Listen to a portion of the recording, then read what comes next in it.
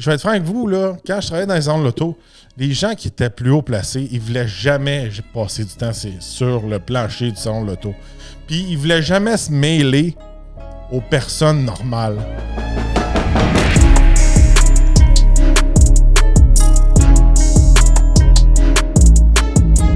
Bienvenue au Torque Podcast. Aujourd'hui, est-ce que les constructeurs automobiles s'en viennent déconnecter de leur clientèle? Tel est le sujet aujourd'hui. C'est un sujet que je voulais adresser pour vous parler un petit peu de qu'est-ce que j'en pense behind the scenes. C'est sûr et certain que c'est un sujet qu'on peut adresser à plusieurs aspects. C'est sûr et certain qu'il y a plusieurs niveaux, côté actionnaire, questions politiques, questions réglementation, ces choses-là. Mais je vais tomber sur un côté plus enthousiaste, plus côté passionné automobile, ces choses-là.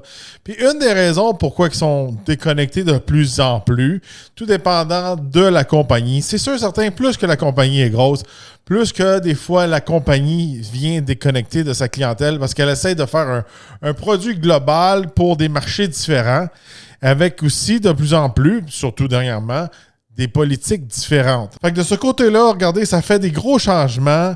Puis on va se le dire de ce temps-ci, moi, je vais vous donner l'exemple de 3 compagnies que je trouve qui s'en viennent un peu déconnectées de leur clientèle. Bien sûr, mes préférés, Stellantis, Nissan et Volkswagen. Je crois que c'est des compagnies qui sont dans une certaine difficulté de ce temps-ci. Beaucoup d'emplois sont perdus. Des restructurations sont en cours chez Stellantis. Un CEO s'en va, un revient. Il y a eu des chicanes chez Nissan. Nouveau CEO qui vient de chez Stellantis. Il reste 12 à 14 mois avant qu'il fasse faillite. Chez Volkswagen, des méga problèmes avec l'Union. Beaucoup de congédiements. Leur produit, il ne sait plus qu'est-ce que c'était. Qu'est-ce qui se passe de ce côté-là? Moi, je pense qu'il y a une grosse partie, c'est qu'ils s'en viennent vraiment avec beaucoup de gens à l'interne qui sont pas passionnés d'automobile, puis aussi des fois qui viennent pas de l'automobile. C'est sûr certain que pour faire une équipe corporate, je pourrais dire, ça prend toutes sortes de gens, mais à un moment donné, on peut pas rouler avec juste des gens qui connaissent rien à l'automobile.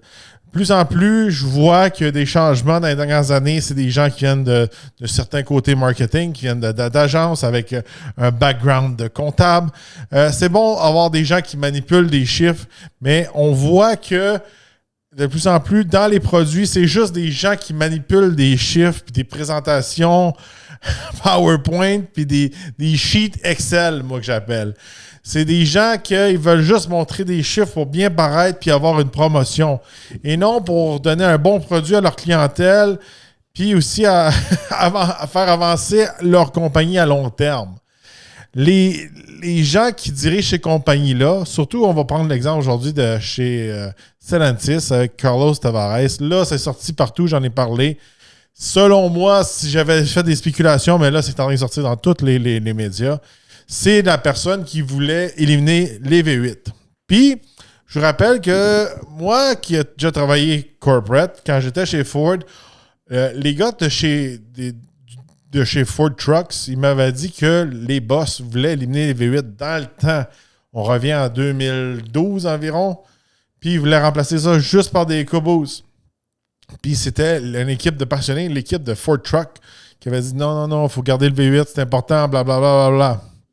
Mais de nos jours, je pense que de plus en plus, il y en a de moins en moins qui tiennent leur culotte. Puis il y en a de moins en moins qui ont une colonne. Fait que c'est beaucoup des gens qui veulent juste avoir une promotion, puis ils veulent plaire. Puis comment que ça marche côté corporatif dans ces grosses compagnies-là? Ça devient comme un gouvernement.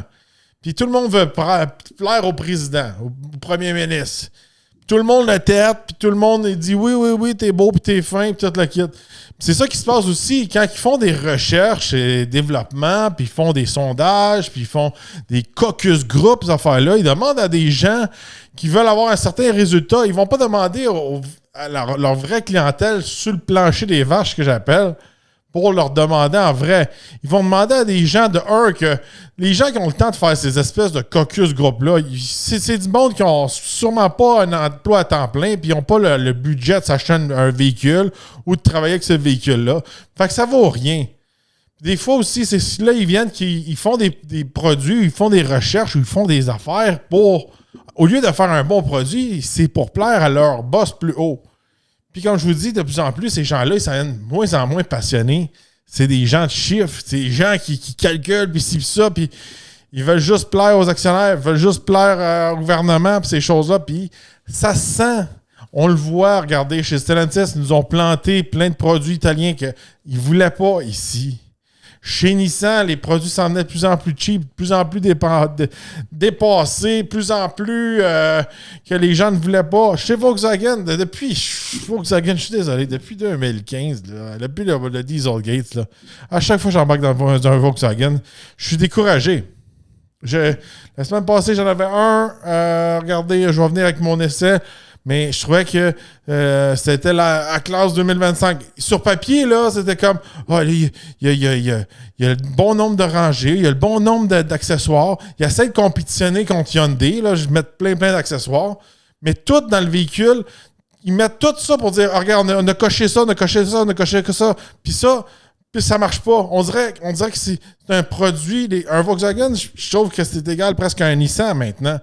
Puis je trouvais qu'à un moment donné, un Volkswagen, c'était comme un Mazda. C'était pas un bas de gamme, c'était comme un milieu de gamme. C'était pas un de luxe, mais il était plus haut qu'un de luxe. Je m'en souviens, moi, dans le temps, je travaillais chez Volkswagen.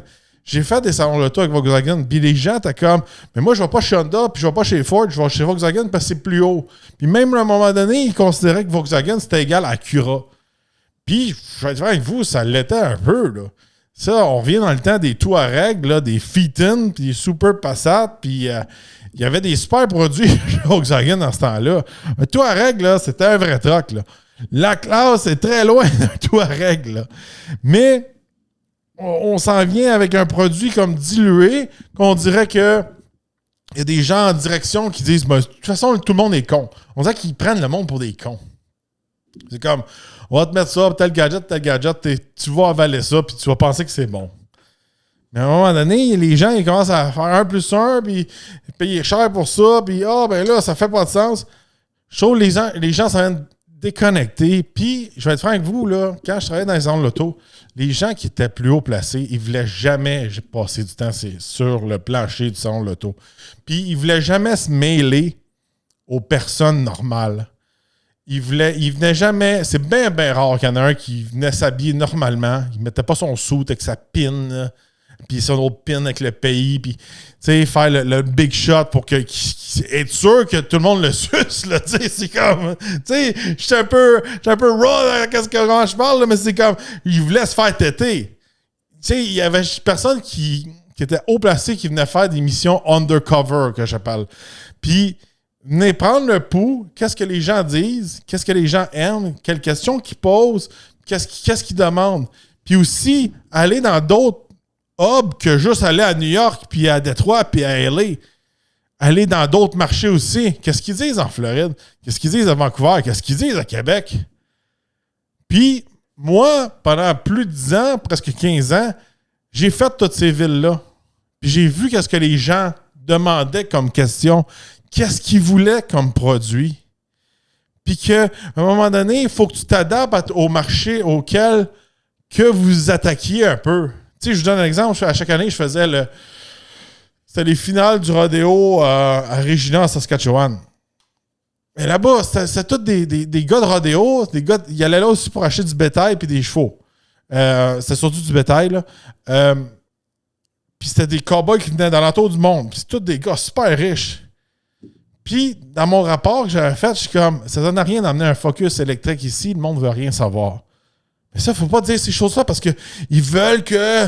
Ils commençaient, là, ils voulaient que tout le monde ait un auto électrique. Mais ils perdaient une place dans leur display que c'était comme, au lieu de t'amener un beau F-150 ou un 350, mais tu mettais un Ford Focus, personne ne voulait rien savoir de ça. By the way, là, dans ce coin-là, là, F-150, c'était un truck de femmes. C'est pour eux autres. Puis, dans ce temps-là, on emmenait des F-350, là, montés dans le tapis, platinum, qui coûtaient au-dessus de 100 000, 120 000. Dans ce temps-là, c'était de l'argent, là. C'est pas comme aujourd'hui, là, 120 000, c'est rien, là. C'était le plus cher que tu pouvais pas avoir. Puis les gars, ils en voulaient plus. Ils voulaient un modèle plus spécial que le Platinum. C'était vraiment, là, c'était des gars pareil comme dans Yellowstone, là. Les gars qui viennent chercher les chevaux et ces affaires-là. Là. Tu sais, Taylor Sheridan, là, à un moment donné, il arrive là, avec son espèce de F-350 là, avec un intérieur en alligator. Là, mais c'est cette clientèle-là. À un moment donné, il faut que tu réalises qu'il y a différentes clientèles à différents endroits. Puis là, je vous parle juste de l'Amérique du Nord avec le Canada. Alors, si tu as une personne comme un CEO comme Carlos Tavares, qui est tout le temps peut-être en Europe, puis qui est habitué avec des moteurs de 1 litre, 1.2 litres ou 1.3 litres, puis ici, tu vois des monstres avec des 6.4 litres, puis tu trouves que ça fait pas de sens. À un moment donné, il faut que tu réalises. Vice-versa. Tu peux pas appliquer une recette américaine et essayer de l'implanter en France. Puis celle qui est implantée en France, tu peux pas l'implanter ici. Différent que le règlement et ces choses-là, mais il faut être en contact avec les gens. Réaliser qu'est-ce qu'ils aiment. Puis ça se sent. Je vais être franc avec vous, là. Ça se sent, là. Quand une compagnie, là, tu sais, quand on parle des personnes, là, des fois, on dit « Ah, c'est tellement des grosses machines. » Mais à cette heure, il y a tellement des personnes qui sont en position, qui font du changement. J'en ai parlé dans d'autres épisodes. Là, le retour de Tim chez Ram, celui qui avait fait les Hellcat, celui qui avait fait le programme Dodge est revenu chez Ram. On s'attend à des gros changements. S'il a le pouvoir, ça devient tellement des grosses compagnies, ça devient comme politique. Puis, je trouve que on dirait que à cette heure, moins qu'auparavant, on dirait qu'avant, il y avait des équipes, puis il y avait du monde qui disait « Ben non, moi, je veux pas faire ça, puis c'est ça. » À cette heure, le monde, ils ont tellement pas de colonne que quand il y en a un qui dirige, on l'ostine pas, puis on y baise il baise le cul un peu, là, l'expression, là, tu sais, vraiment liché, puis moi, je trouve que c'est comme ça. Ça se voit que les gens sont de moins en moins passionnés. Les gens qui sont engagés ne connaissent pas ça, ne sont pas capables de répondre à des questions de plus en plus. Je trouve ça plate, mais tu sais, il y a d'autres compagnies regardez, j'ai vu des changements, puis ça fait des différences. Tu sais, je vais vous donner un exemple. Chez Ford, on a gardé la Mustang avec le V8. Oui, peut-être qu'on aurait pu mettre plus de V8 partout, tout ça. Mais ils l'ont gardé, puis c'est les seuls qui l'ont gardé, puis ils ont gardé la Mustang. Mais regardez qui est au pouvoir. Le CEO de chez Ford, Jim Farley, bien, c'est un gars qui, de plus en plus, il est en train de s'impliquer lui-même un peu. Il n'est peut-être pas rendu au niveau d'aller dans un salon de l'auto et se baigner là, undercover, mais il fait des podcasts. Il a essayé de faire un road trip avec un Ford F-150 Lightning, puis il l'a dit, il l'a avoué, il a trouvé ça challenging. Là. Il a essayé pendant je ne sais pas combien de temps une auto chinoise. Il fait de la course. Il aime ça, supporter tout ce qui est un peu le motorsport. Puis là, c'est un petit peu lui puis l'équipe de Ford Performance qui est en arrière de la Mustang GTD. Puis c'est important pour lui d'avoir une voiture de passionné. C'est lui qui a donné le feu vert. Il a dit, il fait une Mustang GT3 qui course. Puis il dit, pourquoi on ne ferait pas une version de route pour ça? Ça serait cool. Une personne qui n'est pas passionnée, qui regarde juste les chiffres, puis qui regarde juste la bourse, puis il fait penser à ses meetings, il ne va pas faire des chars comme ça. Regardez, on le voit déjà chez Stellantis. Tous les chars qui étaient cool sont éliminés. Pensez pas que s'il y aurait quelqu'un de passionné à la tête de chez Stellantis, ben, il y aurait peut-être une Viper qui reviendrait. Tu sais, on dit des choses comme ça, puis il y en a d'autres qui vont dire « Ah, mais le Viper, c'est pour ça qu'il va rentrer de l'argent dans cette affaire-là. » C'est un tout à un moment donné. C'est pas obligé de tout le temps faire de l'argent. Il y a des véhicules que on appelle ça des Halo Cars, même si le programme arrive kiff-kiff, même s'ils perdent de l'argent, à un moment donné, la publicité que ça l'offre, puis qu'est-ce que ça fait à la brand, ça se calcule pas. Puis c'est ça qui rend ces programmes-là qui sont positifs. C'est tout du marketing. Je sais qu'aujourd'hui, c'est un petit peu deep, mais je voulais vous dire, tu sais, il y a d'autres CEO. Le CEO de chez GM, c'est lui qui a fait le record de vitesse avec la nouvelle Chevrolet Corvette ZR1. C'est lui qui est allé à 233 000 à l'heure, Quel autre CEO qui fait ça? Les autres, t'as arrêté. Tu sais, il faut qu'ils reviennent terre à terre, puis qu'ils restent passionnés, puis qu'ils vivent pas juste dans leur bulle. Je vous le dis, moi, j'en ai croisé, là. C'est ridicule, là. J'ai déjà rencontré là, les gens dans le top 5 là, des gars chez Ford, puis j'étais à Dearborn, au Michigan. Il arrive à une place, là, les limousines, les bodyguards, puis vérification de telle pièce, puis ça. Hey, sors de ta bulle Ford, là. Personne te connaît. Je vous le parle aujourd'hui, là. Puis la part du monde ne sait pas c'est qui les CEO, puis c'est qui est numéro 2, puis ces affaires-là. Il faut vraiment être deep dans les compagnies, là. Même si vous êtes super passionné automobile, là, faut être super passionné pour savoir les noms de ci, de ça. Puis encore là, des reconnaître dans la rue. Je sais qu'il faut qu'il y ait des espèces d'affaires de sécurité, puis que s'il y en a un qui se fait tuer, la bourse peut crasher. Je comprends ça. Mais comment je pourrais vous dire, j'ai déjà croisé des grosses vedettes là, qui se pensaient moins de shit là, que ces personnes-là qui ont ces postes-là. Là. C'est dur à expliquer comment on dirait que ils sont tellement tout le temps dans leur building, dans leur gens corporate, puis il y a tellement des gens alentour d'eux autres qui sont tout le temps en train de les têter jour et nuit, que même une personne qui dirait comme hey, ça, telle affaire, là, c'est pas une super idée ou pas, tu vas l'ostiner, c'est comme impensable. Impensable. Est-ce que tu as dit ça au pape de chez Ford? Au pape de chez Stellantis?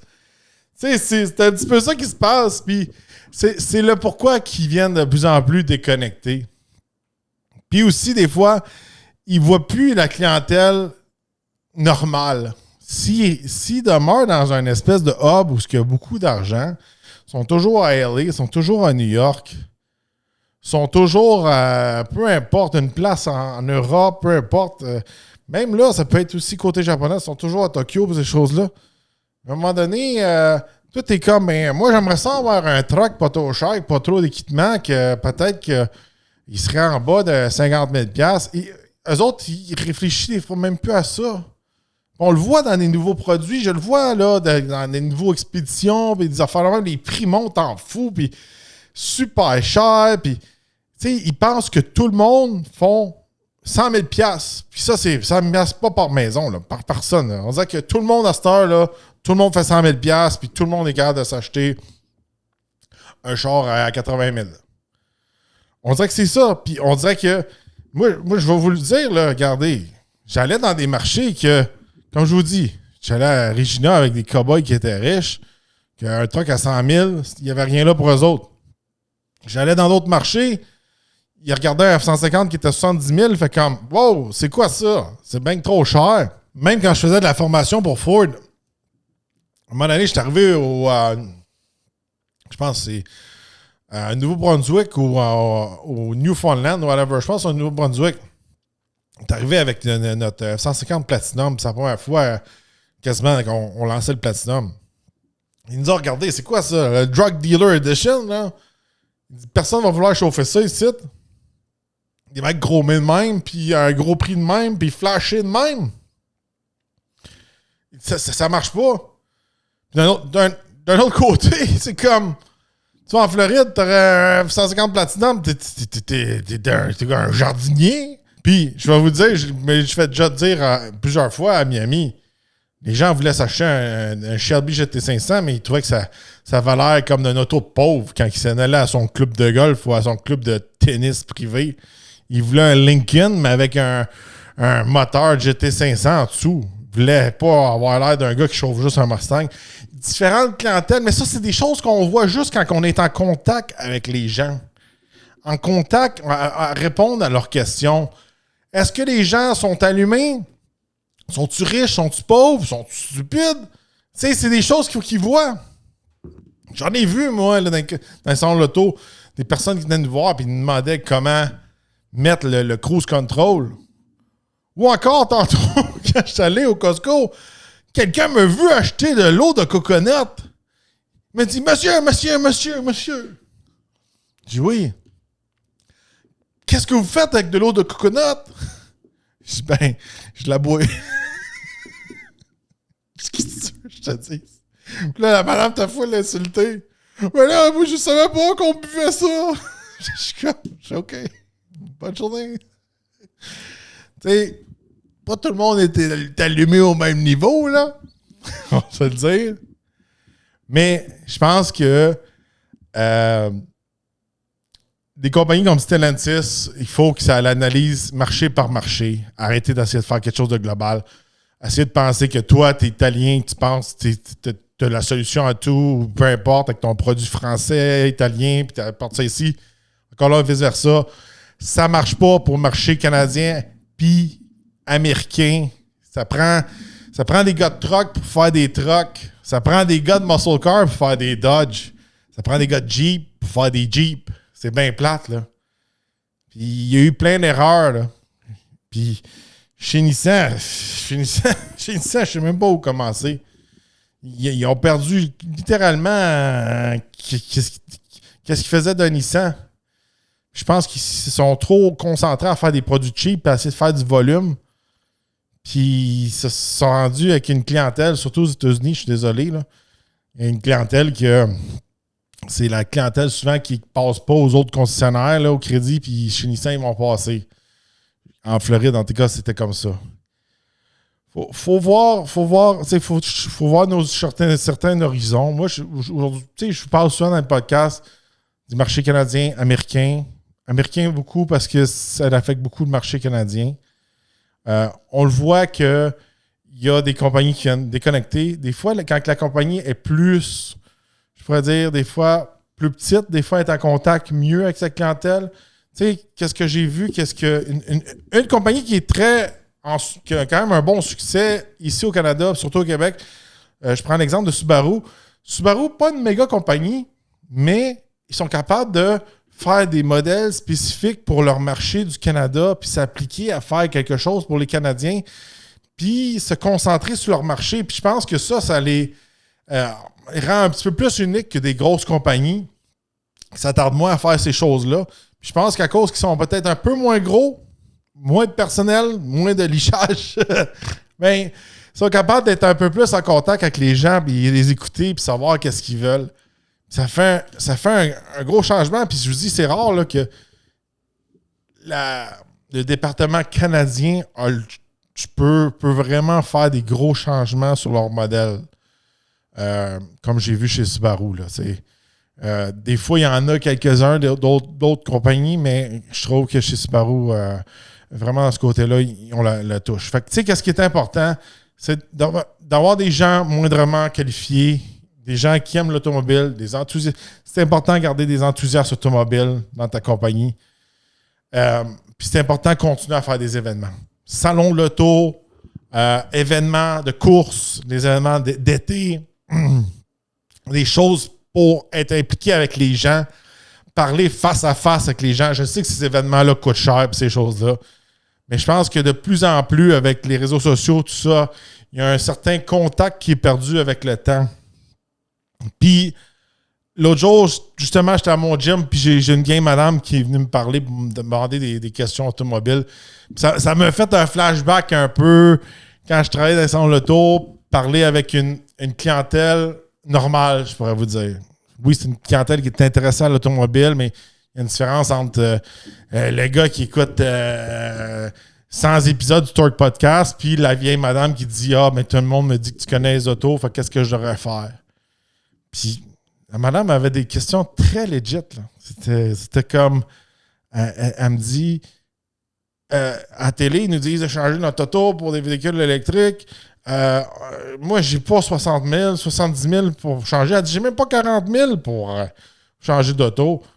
Elle dit, j'ai une vieille auto, puis, tu sais, je l'aime, mon auto, mais là, elle dit, comment ils font? Elle me dit, les vieux, ils disent tout le temps ça, 107. Puis je suis tout à fait d'accord avec toutes les personnes plus vieilles que moi qui me disent ça. Ils me disent, comment ils font, les jeunes, pour arriver? Leur maison, 2 chars, les activités, les ci, les ça, puis l'épicerie qui coûte de plus en plus cher. Mais j'ai dit, madame, soit qu'ils font beaucoup d'argent, soit qu'ils sont à côté jusqu'au jusqu'à la gorge. Là. Endetté, la carte de crédit, ici, là, ça, tout est plein, tout est à côté. Ça, c'est la vérité. C'est pas dans le village des nuages des CEO et des affaires-là. Il faut retourner à la réalité puis voir qu'est-ce qui se passe puis qu'est-ce que le monde veut. C'est pas normal. Écoutez-moi, là. C'est pas normal que tu vas sur les réseaux sociaux, OK? Puis ils lancent un nouveau produit, là. Comme, je vais vous donner un exemple, comme le Charger Daytona EV, puis que tu as 99,9% des commentaires qui disent « Ouais, ça serait plus cool si c'était un V8 ». Ben, peut-être que c'est parce que c'est un V8. C'est pas normal que tu fais une annonce de Jaguar avec du monde bizarre, woke, que tout le monde fait comme « Ouais, c'est un peu bizarre, puis c'est woke, j'aime pas bien ça ». 99% des commentaires, c'est ça qu'il dit. À un moment donné, je m'excuse, là, c'est pas juste une place, là. Puis, la vidéo n'a pas été publiée sur la page de Redneck Hillbilly Joe, buveur de bière.com.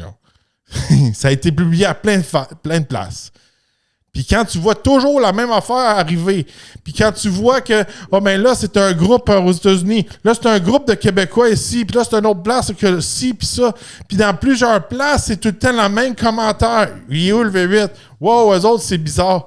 À un moment donné, il faut que tu écoutes, il faut que tu arrêtes d'avoir ta tête de cochon, puis de dire, le monde sont stupides, puis je vais leur faire changer d'idée, puis je vais leur forcer mon produit. Puis là, après ça, tu arrives, oh, mais là, ça marche plus nos affaires, on est en train de faire faillite, on vend plus, je sais pas pourquoi. Je pense qu'il faut qu'ils reviennent connectés, selon moi. Oui, il y a 10 000 raisons, mais aujourd'hui, je dois vous dire ça.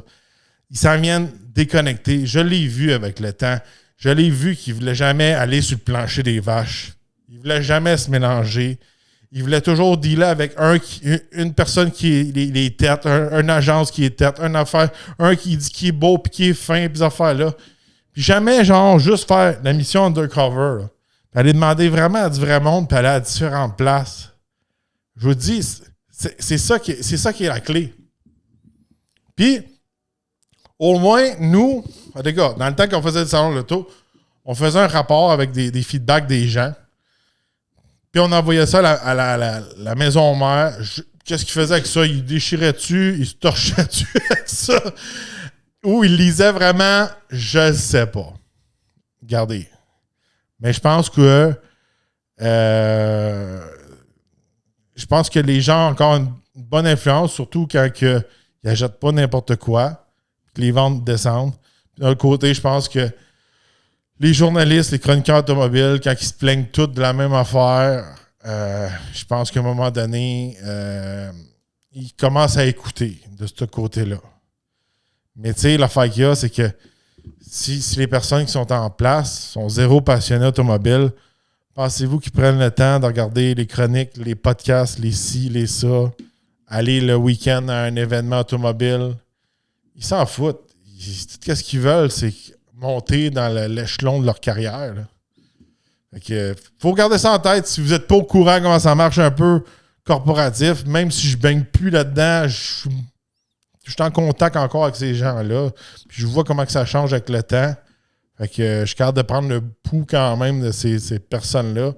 Puis même moi-même, là, je finis sur cette note-là. J'ai rencontré des gens qui avaient des belles jobs, étaient responsables des beaux projets, mais étaient zéro passionnés. Puis le petit gars en dedans de moi avait de la peine. À un moment donné, j'ai rencontré un gars qui s'occupait un peu de la Ford GT, là, puis il s'en foutait. Là. C'était, tu aurais donné une Tempo, une Fiesta, un Focus ou un F-150 ou une Ford GT, ça ne changeait rien dans sa vie.